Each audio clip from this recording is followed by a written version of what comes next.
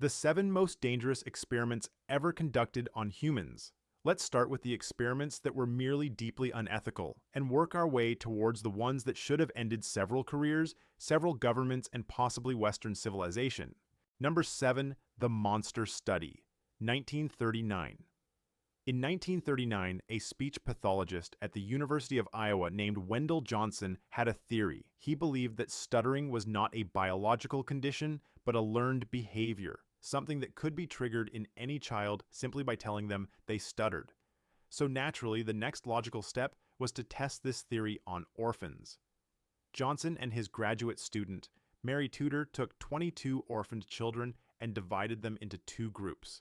The first group received positive speech therapy, being praised constantly and told they were excellent speakers. The second group received the opposite children, who had no speech impediments whatsoever, were told repeatedly that they stuttered, that their speech was abnormal, and that they should stop talking before they embarrassed themselves further. The results were exactly as terrible as you would expect. Several children in the second group developed severe psychological issues. Some developed speech problems that followed them for the rest of their lives. Many became withdrawn, anxious, and deeply insecure about speaking in public. The University of Iowa was so embarrassed by the study that they buried it for over 6 decades. It wasn't until 2001 that the full details were made public. 6 of the original child subjects later sued the state of Iowa and were awarded a combined settlement of around $925,000. Wendell Johnson, for his part, spent the rest of his career arguing that the study had been misrepresented, which is a very bold stance to take when your study is literally called the Monster Study. Number 6. The Aversion Project, 1971. In 1971, the South African Defense Force launched what they called a rehabilitation program for gay and lesbian soldiers. The goal was to cure homosexuality using a combination of electric shock therapy, forced gender reassignment surgery, and chemical castration. Now I know what you're thinking. That sounds completely insane, and you're right. Army psychiatrist Dr. Aubrey Levin oversaw the program, which ran until 1989. Soldiers who were identified as gay were given 2 choices: participate in the program or face a court-martial. Between 900 and 1,000 people were subjected to aversion therapy, where patients were shown same-sex imagery while being administered painful electric shocks to their hands. The goal was to create a negative psychological association. It did not work. What it did do was leave hundreds of people with severe post-traumatic stress disorder, lasting psychological damage, and in many cases completely destroyed lives. Dr. Levin eventually fled to Canada, where he continued practicing medicine until 2010, when he was finally convicted of sexually assaulting his own patients, which at that point was somehow not even the worst thing on his resume. Number 5. Project QK Hilltop and the CI-AS hypnosis experiments, 1954. In the early 1950s, the CIA became very interested in a simple question: could you hypnotize a person into committing a crime they would never consciously agree to? The answer, according to the CIA, was worth finding out at literally any cost. Project Q, KHILLTOP, was one of several sub-programs operating under the larger MK Ultra umbrella. Researchers experimented on unwitting subjects using hypnosis, sensory deprivation, and psychological manipulation to test whether a person could be turned into an involuntary operative, someone who would carry out instructions with no memory of having done so. You have just volunteered for what your doctor described as a routine psychological study. You sit down in a clinical white room. A man in a lab coat asks you to relax and follow his voice. The next thing you remember is sitting in the same chair. The clock on the wall says 2 hours have passed. You have no memory of any of it. What you do not know is that during those 2 hours, you were given detailed instructions that your brain has now filed away in a place your conscious mind cannot access. Instructions you will carry out automatically under the right trigger conditions. Dozens of people went through variations of this program. None of them consented. Most of them never knew it happened. The CIA destroyed the majority of MK Ultra documents in 1973, so the full extent of what was done to people may never be fully known. Number 4. The Stanford Prison Experiment, 1971. In August of 1971, psychologist Philip Zimbardo converted the basement of Stanford University's psychology building into a mock prison. He recruited 24 college students, assigned half of them as guards and the other half as prisoners, and then sat back to observe. The experiment was supposed to last 2 weeks. It lasted 6 days. Within 24 hours, the guards had begun to abuse their power. They woke prisoners up in the middle of the night for pointless drills. They withheld food and bathroom privileges. They forced prisoners to clean toilets with their bare hands. Several prisoners had complete psychological breakdowns. One had to be removed after just 36 hours. Another broke out in a full-body psychosomatic rash.